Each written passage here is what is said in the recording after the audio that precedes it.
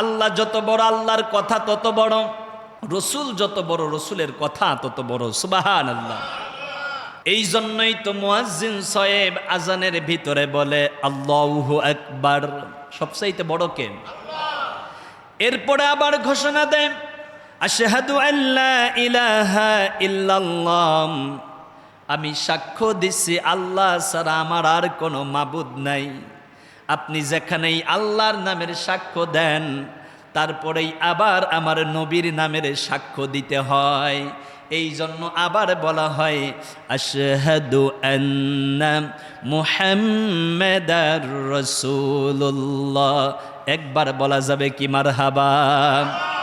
ওই নবীর প্রতি লাখো দুরুদ ও সালাম সকলেই পড়ুন সাল্লাল্লাহু আলাইহি ওয়াসাল্লাম। আপনারা কি আরাফার ময়দানের নাম শুনেছেন? আমাদের বাবা এবং মা আদম হাওয়া দুইজন আল্লাহর একটি হুকুম অমান্য করলেন। কয়টি? একটি হুকুম অমান্য করার কারণে আল্লাহ জান্নাত থেকে বের করে দিলেন। একাধারে 350 বছর মতান্তরে 360 বছর পর্যন্ত দুইজন কান্না করলেন। কয়টা ভুলের জন্য? আমার আপনার জীবনে ভুলের কোনো অভাব নাই, কিন্তু কান্না নাই। কি নাই? কান্না নাই, অনুতপ্ত নাই, অনুশোচনা নাই, আল্লাহর কাছে রুনাজারি নাই, আহাজারি নাই। নিজের ভুলের কারণে আল্লাহর কাছে সরি বলার মতো সুযোগও পাই না। আপনি আল্লাহর রহমত থেকে বহু দূরে সরে চলে যাচ্ছেন। আল্লাহর রহমত ওই ব্যক্তি পায় যে ব্যক্তি গুনাহ করার পর আল্লাহর কাছে বেশি ক্ষমা চায়। সুবহানাল্লাহ। এজন্য আল্লাহ রাব্বুল আলামিন বলেন ইন্নাল্লাহা গফুরুর রহিম, নিশ্চয়ই আমি আল্লাহর চাইতে এত পরম ক্ষমাশীল, দয়ালু, মেহেরবান আর কেউ নাই। এজন্য ক্ষমা চাইবেন কার কাছে? কম না বেশি? আমরা আমাদের জিন্দিগির গুনাহ থেকে আল্লাহর কাছে ক্ষমা চাই। আল্লাহ তুমি আমাদেরকে মাফ করে দাও, পড়ুন আমিন। আদম হাওয়া আমাদের মা বাবা 360 বছর পর্যন্ত কান্নাকাটি করার পরে বাবা আদম দাঁড়িয়ে গেলেন আরাফার ময়দানে।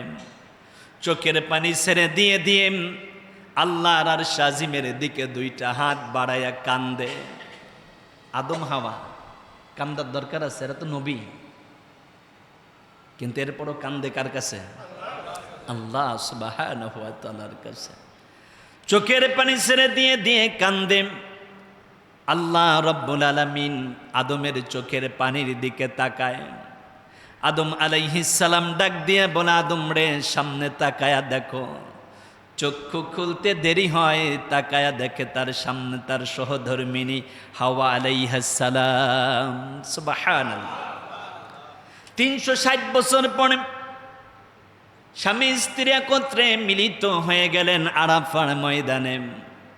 এই জন্য আরাফা শব্দের অর্থ হলো মিলনের জায়গা। কে বাংলাদেশি, কে পাকিস্তানি, কে ইয়ামিনি, কে সুদানি, কে আফগানি, কে বাহরাইন, কে ওমানি, কে আপনার তেহরান থেকে এসেছে, এটা দেখার কোনো সুযোগ থাকে না।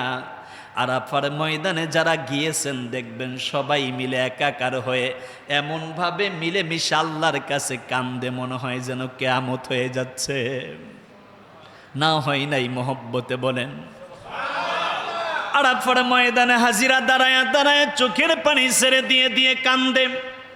আল্লাহ রাব্বুল আলামিনের ডিমান্ড হলো, আরাফার ময়দানে যারা কান্না করে আমি আল্লাহর কাছে মাপ চাই, আমি আল্লাহর অপার দয়া রহমত করুণা দিয়ে ওই বান্দা বান্দির জিন্দেগির গুনাহগুলো ধুয়ে মুছে পাক সাফ করে দেই। আল্লাহু আকবার।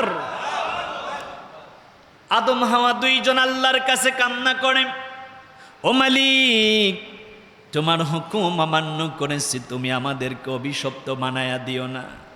তুমি জালেমের কাঠ গড়ায় দাঁড় করালে কিয়ামতের ময়দানে কোন মুখে তোমার সামনে দাঁড়াবো? আমি কোন মুখে দাঁড়াবো তোমার সামনে দয়াল আল্লাহ রে, কোন মুখে দাঁড়াবো তোমার সামনে? কেমন আছেন? আমরা আল্লাহর সামনে কোন মুখে দাঁড়াবো সেইটা একটু ভাবুন। আরাফার ময়দানে আদম হাওয়া আমাদের মা বাবা চোখের পানি ফেলে ফেলে কান্না করতেছেন। শেষ বেলায় আদম পয়গম্বর ডাক দিয়ে বলে, আল্লাহ, তোমার আরশে আজিমে তোমার নামের পাশে কার নাম যেন লেখা? সুবহানাল্লাহ কি বলা যাবে? আল্লাহ তো জানে আল্লাহর নামের সাথে তার হাবিবের নাম মুহাম্মাদুর। এটা কি আল্লাহ জানেন না? আল্লাহ জানেন।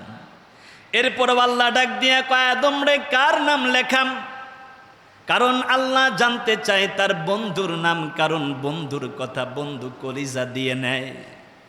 যার সাথে যার ভাব, তার সাথে তার এমন একটা প্রণয় হয়, মান তাশাব্বাহা বিকৌমিন ফাহুয়া মিনহুম, তার সাথে তার হাসর নাসর হয়। এই জন্য দুনিয়াতে প্রেম বলেন, মোহাব্বত বলেন, ভাব বলেন, আল্লাহওয়ালাদের সাথে, আলেম উলামাদের সাথে, নামাজিদের সাথেই করতে হয়। এটা যদি করতে পারেন এদের সাথেই হাসর নাসর হয়ে যাবে। সম্পর্ক বড় জিনিস। আল মারউ মাআ মান আহাব্বা, এ দুনিয়াতে যার সাথে যার সম্পর্ক তার সাথে তার একটা প্রণয় হবে হাসরের ময়দানে। বলি সুবহানাল্লাহ। এজন্য সম্পর্ক রাখবেন ভালো মানুষের সাথে না খারাপ মানুষের সাথে? চোর বাটপারদের সাথে নামাজিদের কোনো সম্পর্ক থাকতে পারে? যারা দুর্নীতি করে, অন্যের গলায় ছুরি ধরে অর্থ আত্মসাৎ করে, ওদের সাথে আমাদের কোনো সম্পর্ক? আমরা ভালো থাকতে চাই, ভালো মানুষের সাথে সম্পর্ক রাখতে চাই। এটার কারণেই হয়তো কিয়ামতে আল্লাহ আমাদেরকে জান্নাত দিয়ে দেবেন। পড়েন আমিন। আদম হাওয়া কান্দায় আল্লাহ চাইলাম, তোমার নামের পাশে কার নাম যেন লেখা আছে, ওই নামের খাতিরে আমাদেরকে মাফ করে দাও। আদম ডেকে ডেকে বলে, আদম নামে আমায় তুমি সর্বপ্রথম বানাইয়া, তোমার সাথে কাহার নাম লিখিয়া রাখিলাম। আল্লাহ বলে, বন্ধু আমার মুহাম্মদ আমার সাথে জড়িত, তাহার সৃষ্টি না হইলে আসমান জমিন না হইত। সুবহানাল্লাহ। আল্লাহর প্যারা হাবিব, বিশ্ব মানবতার মহান বন্ধু, নবীদের নবী, আমার নবী, হায়াতুন নবী, জিন্দা নবী। আমার নবীর ওসিলা দিয়ে দোয়া করার সাথে সাথে দোয়া কবুল হয়। আল্লাহ রব্বুল আলামিন আদম হাওয়ার জিন্দেগির গুনাহ মাফ করে দেয়। আদম আলাইহিস সালাম, আম্মা জান হাওয়া আলাইহিস সালামকে আল্লাহ মাফ করলেন, কিন্তু এরপরও আমাদের আব্বা আম্মা সন্তুষ্ট হতে পারেন না। কারণ একটা ভুল করার কারণে যেই জায়গা আসলে মাপ পাওয়া যায়। এবার মা বাবা দুইজন আল্লাহকে ডাক দিয়ে বলে, আয় আল্লাহ তাআলা, আমাদের স্বামী স্ত্রী দুইজনকে মাফ করে দিলে আমার সন্তানেরা যদি এই জায়গায় এসে তোমার কাছে মাপ চায়, তুমি খালি ফিরাইবা না, তুমি তাদেরকে মাফ করে দিবাম। তাই তো তামাম পৃথিবী থেকে যত মানুষ আরাফার ময়দানে গিয়ে চোখের পানি ছেড়ে কান্দে, আল্লাহ রব্বুল আলামিন মা বাবার দোয়ার কারণে আমাদের মতো হাজিদের জিন্দেগির গুনাহ আল্লাহ মাফ করে দেয়। কি যেতে মনে চায়? যেতে মনে চায়? আল্লাহর কাছে ডেকে ডেকে গভীর নিশীতে তাহাজ্জুদে রাখতে বলেন, মালিক আমার তো টাকা নাই, গরিব মানুষ, কেমনে যাব মদিনায়? তুমি আমাকে কুদরতিভাবে উড়াইয়া উড়াইয়া নিয়ে যেও মক্কা ও মদিনায়। বলেন আমিন।